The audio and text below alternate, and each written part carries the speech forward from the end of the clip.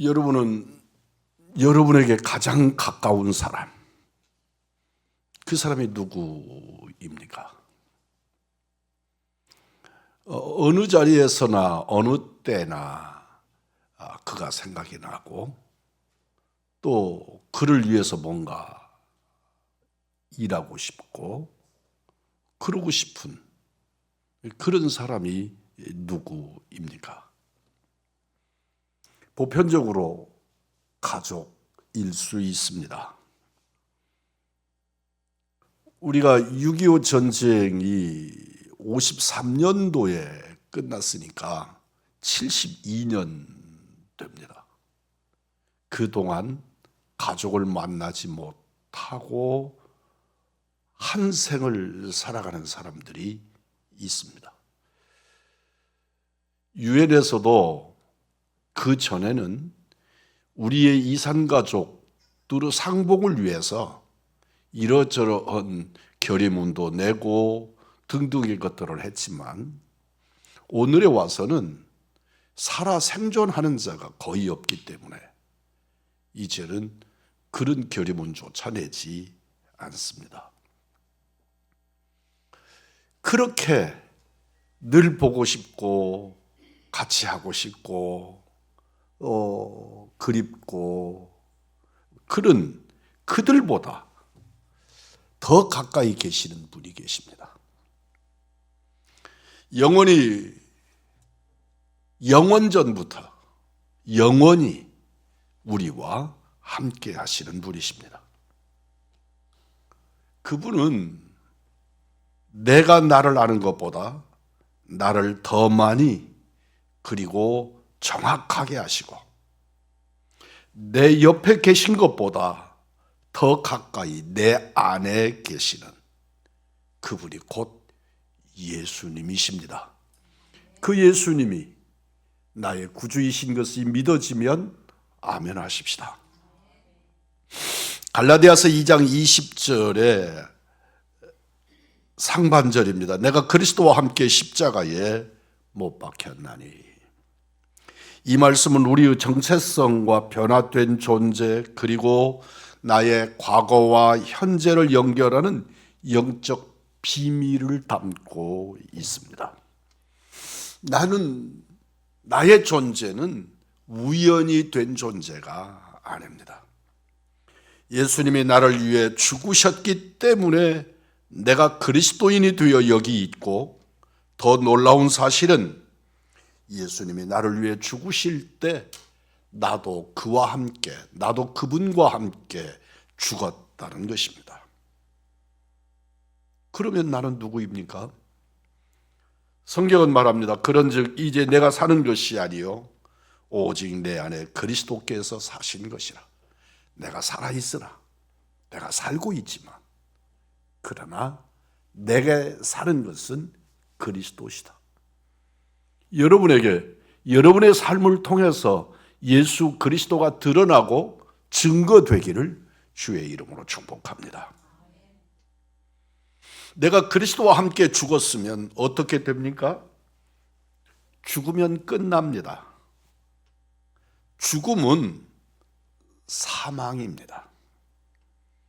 그러나 예수님과 함께 죽으면 다시 사는 은혜가 있는 줄 믿습니다.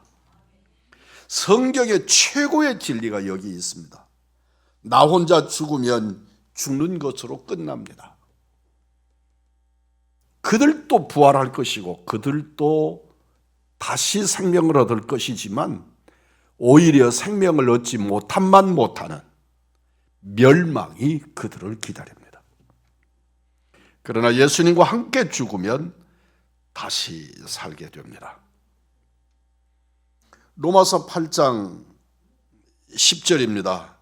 또 그리스도께서 너희 안에 계시면 몸은 죄로 말미암아 죽은 것이나 영은 의로 말미암아 살아있는 것이니라.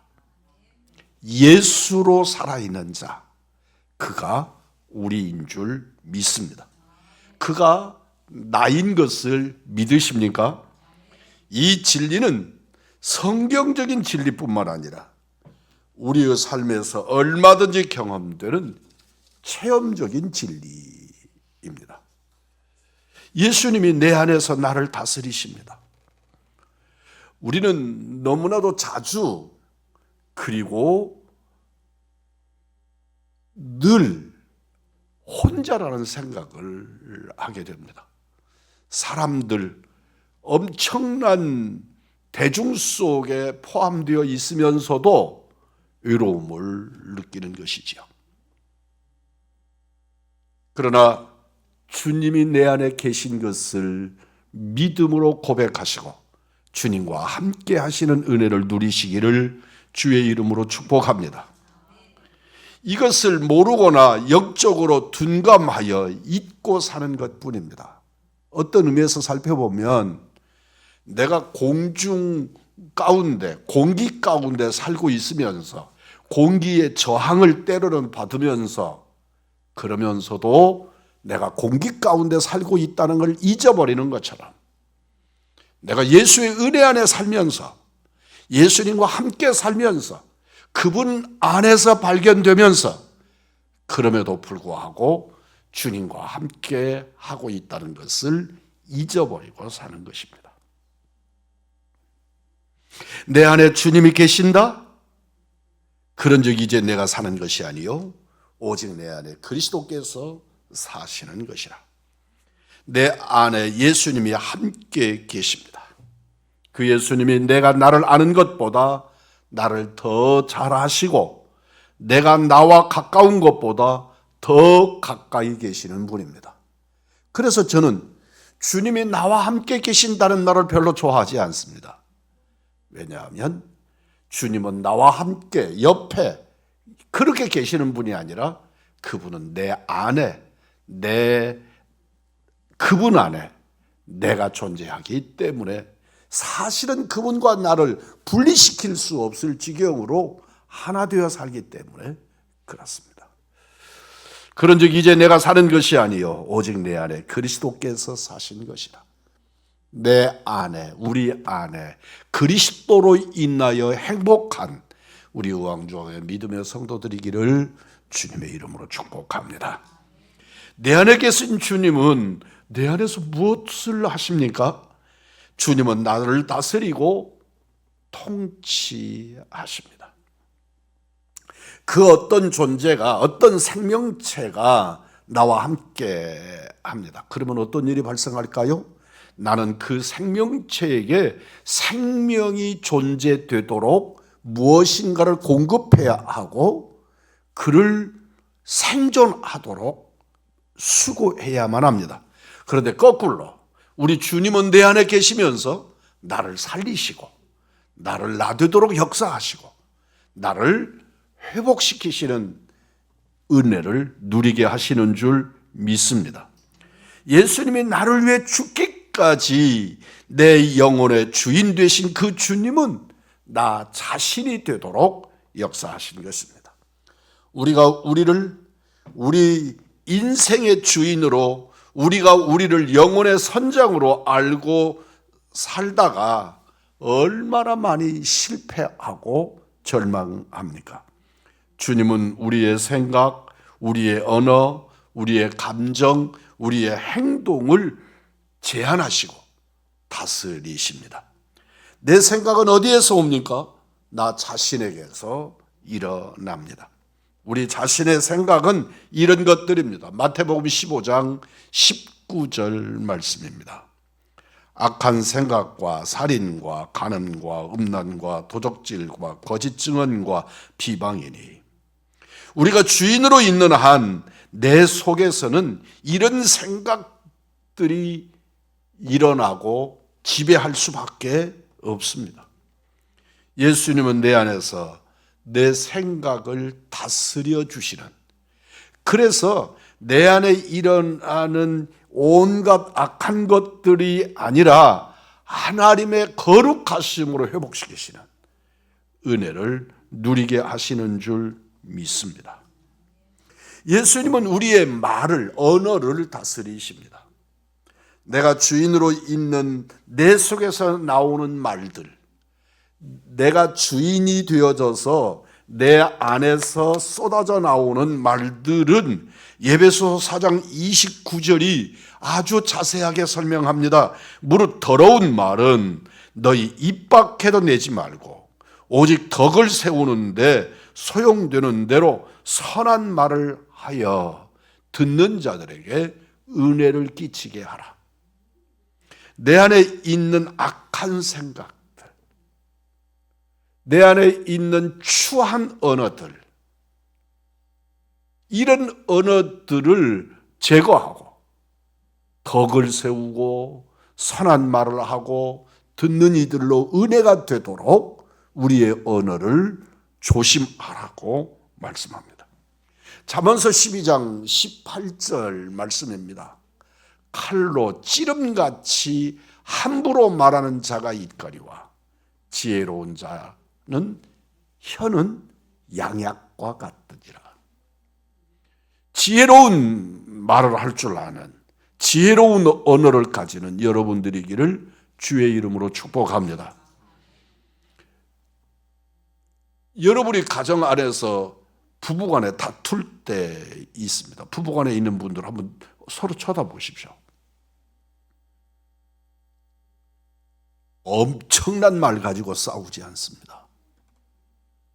아주 단순한 말, 그런데 묘하게 감정을 건드리는 말, 그런 말 한마디가 그렇게 생명을 걸고 일생을 같이 살아가는 사람들과 대립하고 전쟁하게 만드는 것입니다.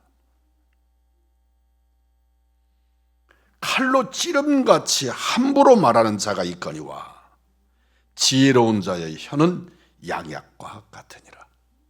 사랑하는 성도 여러분, 그 사람의 인격은 언어로 판단합니다. 부부간에 대화를 나누면서 언어가 저속합니다. 악합니다.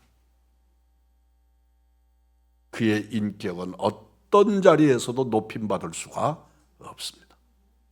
같은 말이면 조금 더 따뜻하게 하십시오. 같은 말이면 높임을 주십시오. 같은 말이면 서로를 위하는 자들이 되기를 원합니다. 아무리 교양을 연마하고 공부를 많이 하고 그런 그 속에서 우러나오는 칼로 찌르는 말들이라면 그런 삶의 의미가 사라집니다. 우리 예수님이 나를 다스려야 합니다. 예수님이 내 인격을 주장하셔야 합니다. 수고하고 무거운 짐진 자들아 다 내게로 오라. 사랑하는 성도 여러분, 인생이 고달픕니다. 그래서 우리의 선인들은 인생을 고해라 했습니다.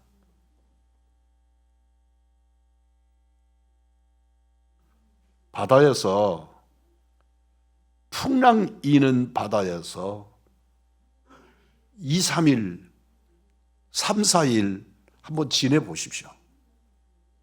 그 배가 아무리 커도 요사이 굉장히 10층, 15층 이렇게 되는 그 엄청난 배들 속에 여행하면서 자고 놀고 먹고, 그래도 여러분 땅 냄새가 얼마나 그리운지 모릅니다.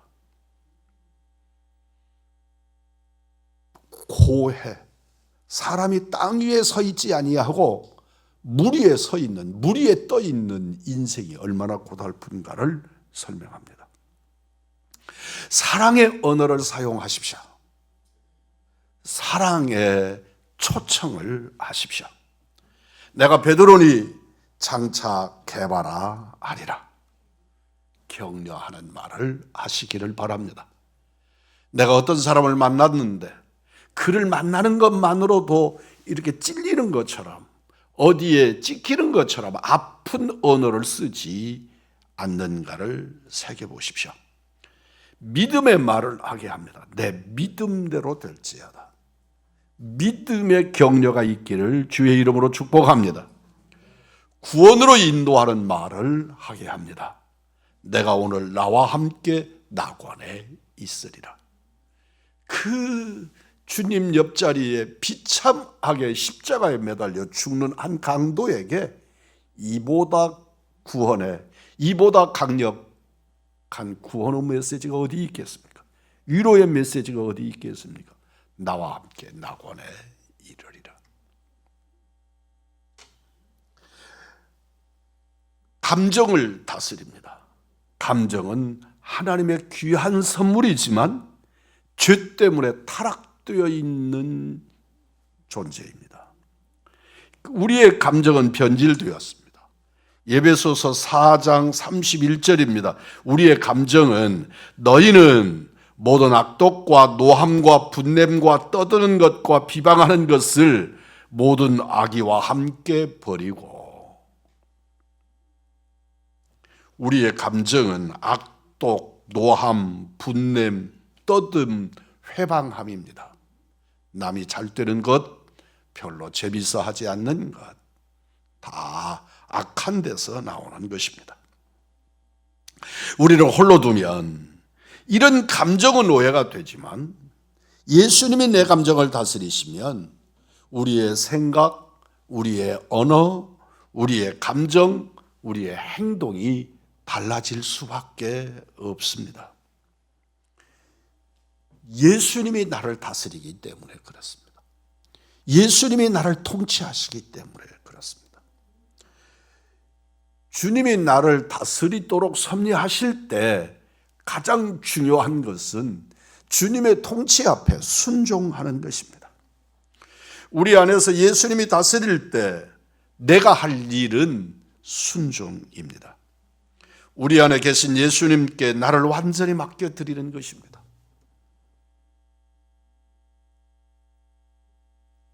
세상의 것은 자극적이고 세상의 것은 날카롭습니다. 주님은 그렇게 자극적이지도 아니하지만 우리를 따뜻하게 하십니다. 우리 안에 계신 예수님께 나를 완전히 맡겨드리십시오. 예수님의 다스림을 받으면 지금의 나보다 훨씬 위대하게 살 수 있습니다.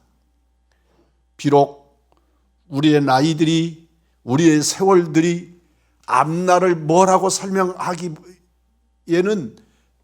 너무나 많은 세월을 산 것 같이 보여도 내게 남아있는 날들, 그 동안을 정말로 보람되도록 은혜가 있도록 주님 앞에 맡겨드리며 사시는 은혜의 성도들이 되기를 주의 이름으로 축복합니다. 예수님이 지시하신 대로 생각하면 우리는 위대한 생각을 할 수 있습니다.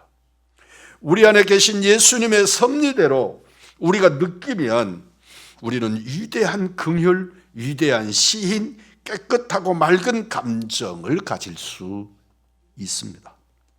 예수님이 원하시는 대로 사업하면 우리는 언제나 성공할 수 있습니다. 우리는 주님이 내게 주신 원리를 쫓아 인생을 사시기를 원합니다. 예수님이 원하시는 대로 자녀를 키우면 참으로 주의 자녀로 키울 수 있습니다. 우리가 순종하려고 하면 신뢰해야 합니다. 순종하고 그리고 신뢰해야 합니다. 이 말을 우리 신앙적인 언어로 바꾸면 믿음입니다. 아이가 장난치다가 눈가가 찢어졌습니다. 병원에 실려간 아이를 아동용 침대에 눕히고 양손을 띠로 묶었습니다. 눈동자가 위험해서 마취를 할 수가 없기 때문에 의사가 아이의 눈가를 마취도 없이 꿰매기 시작한 것입니다. 아이는 겁이 나고 아파서 소리쳤습니다. 아빠, 저 아저씨가 나를 꿰맨다고, 아프게 한다고, 못하게 해달라고. 아빠의 가슴을 찢는 비명을 지르지만 아빠는 아무것도 하지 못합니다. 그저 안절부절 그럴 뿐입니다. 아이를 아프지 않게 하기 위해서 의사를 향하여 수술을 못하게 할 수도 없고, 아픈 아이 보고 무조건 참으라고 말할 수도 없습니다. 만일 그 아이가 아빠가 나를 이렇게 아프게 하는 저 의사를 가만두는 것을 보니까 아빠가 나를 사랑하지 않는구나 생각해도 아빠는 어쩔 수가 없습니다. 아빠는 그저 애타는 가슴을 가지고 지켜볼 뿐입니다. 사랑하는 성도 여러분, 우리가 고난을 받을 때 하나님 왜 나를 돕지 않으세요? 하나님이 살아계시면 왜 내게 이런 일을 당하게 합니까? 내가 지금 죽을 지경인데 하나님 도대체 어디 계십니까? 왜 가만히 계십니까? 그때 하나님은 어떻게 하실 것 같습니까? 나를 아프게 하지만 결국 유익이 되는 고난을 중단시키시겠습니까? 아니면 우리 보고 그저 참으라고만 하시겠습니까? 성숙한 의식을 가진 아이는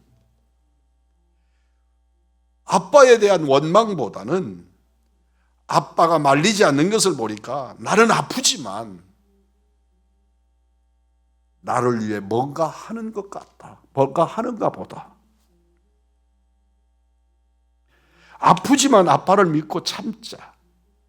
아이가 그렇게 성숙한 생각까지는 못하더라도 아버지가 눈물 글썽글썽해서 아이를 바라보면서 의사의 손길을 돕고 있는 것을 보면서 아버지를 악한 아버지로 오해하지는 않을 것이라는 것입니다.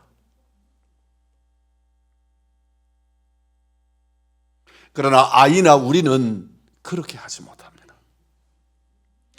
고난보다 중요한 것이 신뢰입니다. 우리에게 고난이 있습니다. 대부분의 고난은 주를 향한 신뢰를 이끌기 위한 아버지의 수단입니다. 내가 당하는 아픔보다 하나님이 나를 위해 계획하신 일에 대한 신뢰가 더 중요합니다. 이 풍랑 인연하여서 내가 더 빨리 가게 하실 줄 믿습니다. 그렇게 주님을 신뢰하는 것입니다. 하나님이 나를 위해 계획하신 일에 대한 신뢰를 갖는 겁니다. 고난보다 신뢰가 크면 우리는 그 어떤 고난도 이길 수 있습니다. 이것이 내 안에 계신 예수님의 다스림을 받는 것입니다. 주님이 나를 다스리는 것이고 나는 다스리시는 그 부분 앞에 나를 맡기는 것입니다. 우리의 신앙생활 속에는 겸손도 필요합니다. 순종의 신뢰를 그리고 신뢰와 겸손을 가지는 것입니다. 겸손은 내가 부족합니다, 모자랍니다 그렇게 말하는 것이 아닙니다. 하나님이 나를 통해 일하시도록 나를 비워드리는 것이 겸손입니다. 나는 할 수 없어요, 나는 못해요, 그게 겸손이 아니고 주께서 나를 쓰시고자 하실 때, 주님께서 나를 훈련하시고자 하실 때, 주님께서 나를 연단하실 때 그분이 일하시도록 나를 맡겨드리는 것, 그것이 겸손입니다. 내 인생의 왕자에 하나님을 모시는 것, 내 안에 계신 주님이 나를 통해 하시고자 하시는 일을 마음껏 하실 수 있도록 나를 내어드리는 신앙행위, 그것이 겸손입니다. 중국의 우리말로 하남성의 가정교회 지도자 중에 창자매라고 하는 분이 있었습니다. 아주 유명한 간증입니다. 가정교회를 하다가 잡히면 정말 그 인생이 절단나는 겁니다. 그런데 하나님께서 그가 기도할 때마다 그의 귀에 들려주시듯 전해주는 메시지가 있습니다. 그 마음에 일어나는 메시지가 있습니다. 경찰서 앞에 가서 복음을 전하라 입니다. 다 가정교회를 이름도 걸지 못합니다. 사람들이 자기가 그리스도인인 것을 감춥니다. 중국 교회가 당하는 핍박 중에 대표적인 것이 너는 믿어도 된다. 그런데 다른 사람을 믿게 하도록 전도하지 마라. 근데 사실은 너도 믿지 말라이지요. 이 창자매가 우리 하나님께서 어쩌면 이렇게 원리적이지 않는 말씀을 내게 자꾸 주실까 버텼습니다. 그런데 기도하면 할수록 더 강력한 메시지가 그에게 쏟아져 들어오는 겁니다. 경찰서 앞에 가서 복음을 전해라. 경찰서에 가서 누구누구에게 전하라는 것도 아닙니다. 그냥 경찰서 앞에 가서 복음을 전하라는 것입니다. 결단했습니다. 주께서 내게 이렇게 명하실 때는 주님의 뜻이 있으십니다. 그리고 경찰서에 올라가는 계단 중간쯤에 서서 주 예수를 믿으라고 외치기를 시작했습니다. 불과 몇 분도 걸리지 않아서 경찰관들이 대거 쫓아나와서 이 미친 여자를 그 자리에서 체포했고, 이러저러한 과정을 통해서 그는 교도소에 수감이 되었습니다. 감옥에 들어간 그 순간부터 만나는 사람들에게 예수의 복음을 증거한 것입니다. 이 사람이 들어간 이 교도소는 여성 교도소인데 3,000명 정도의 죄수가 갇혀 있는 교도소입니다. 이 교도소는 아주 중국 전체에서도 유명하게 폭력이 난무하고 아주 사나운, 그래서 교도소장이 그곳에 가면 나는 좌천됐다 그렇게 생각하는 그런 교도소였습니다. 창자매가 그곳에 가서 복음을 증거하기 시작했는데 석 달이 다 되지 못해서 그가 800명에게 복음을 증거했습니다. 복음을 받은 여인들이 변하기 시작한 겁니다. 그 싸움이 요란했던 싸움이 잔잔해지기를 시작했습니다. 교도소장이 창자매를 불렀습니다. 나는 너 같은 사람이 필요하다. 나는 이 교도소에서 정말 저주받은 것 같은 인생을 살고 있는데 내 인생을 살린 사람이 너다. 우리나라에서는 말이 안 되는 거지만 중국은 가능한가 봅니다. 내가 너를 석방할 거다. 나는 오늘 너를 석방시킬 거다. 대신에 석방의 조건이 무엇이냐면 이 교도소에 취직하는 거다. 직원이 되는 거다. 그리고 너는 평생토록 이 교도에서 복음을 전해라.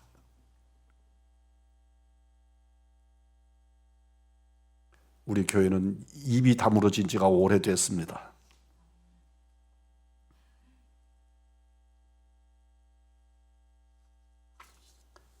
사랑하는 성도 여러분, 교도소 직원이 되어달라고 교도소장이 머리를 숙인 일은 전무후무한 일입니다. 창자매는 주의 말씀에 대한 신뢰가, 그리고 말씀의 순종함이, 그리고 주의 말씀을 따르는 겸손함이, 더 놀라운 것은 여기서 예수 믿고 그리스도인이 된 여죄수들이 벌을 받고 세상에 나가서 그들이 전 중국에 점조직이 되어져서 그리스도의 복음을 증거한 것입니다. 하나님의 음성에 순종하면 이렇게 될 줄 믿습니다. 순종은 힘들지만 순종하면 하나님이 높여주시고 하나님이 기적을 베푸십니다. 하나님은 우리에게 순종을 요구하십니다. 우리는 하나님께 상황을 찾고 인식시키려고 합니다. 내 형편이 이렇습니다. 상황이 이렇습니다. 주님은 그 상황에서 순종하라고, 그 상황에서 믿으라고, 그 상황에서 겸손히 주의 말씀을 아멘으로 받으라고 요구하시는 것입니다. 내 안에 계신 주님의 음성에 민감한 것과 그 음성에 즉각적 순종하는 데서 믿음의 능력이 일어나는 것입니다. 난 지극히 작은 자 죄인 중에 괴수 무익한 날 부르셔서 간절한 기대와 소망 부끄럽지 않게 십자가 전케 하셨네. 내 안에 계신 주님의 뜻을 순종하세요. 복음을 전하시는 전도자가 되시기를 축복합니다. 주님이 내 안에서 나를 다스리시고 통치하십니다. 너는 전도해라. 복음 증거가 되라. 주님, 저는 전도할 줄 모르니 어떻게 전도합니까? 주님 말씀합니다. 내가 할 일은 순종하는 것이다.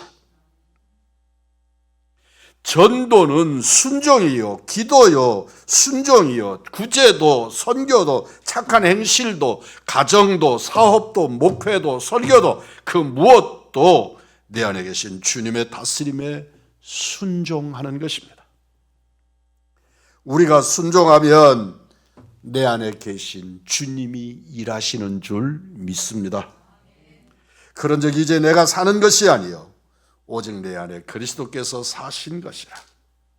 내 안에 내 대신 그리스도께서 사는 축복, 행복, 기적, 그 능력으로 평생 승리하시고 평생 행복하시기를 우리 구주 예수 그리스도의 이름으로 축복합니다.